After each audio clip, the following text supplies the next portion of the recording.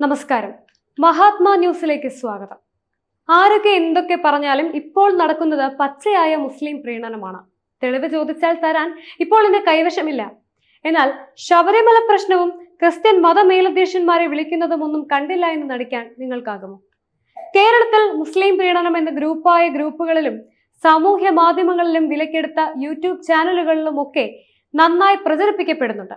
അതൊരു സംഘപരിവാർ അജണ്ടയുടെ ഭാഗമാണ്. അതുവഴി ഹിന്ദു ക്രിസ്ത്യൻ സഹോദരങ്ങളിൽ തങ്ങൾ മാത്രം അനാഥരാണെന്ന തോന്നൽ സൃഷ്ടിക്കുകയാണ് അവരുടെ ആദ്യ ലക്ഷ്യം. പിന്നീട് സംഘപരിവാർ മാത്രമാണ് ഏകരക്ഷ എന്ന പ്രതീതി ഉണ്ടാക്കിയെടുക്കും. അവരതിൽ ഒരു പരിധി വരെ വിജയിക്കുന്നുണ്ട് എന്ന തിരിച്ചറിവ് കൂടിയാണ് നമ്മളെ പോലെയുള്ളവർ ഇങ്ങനെയുള്ള പ്രചാരണങ്ങളെ എതിർക്കുന്നത്.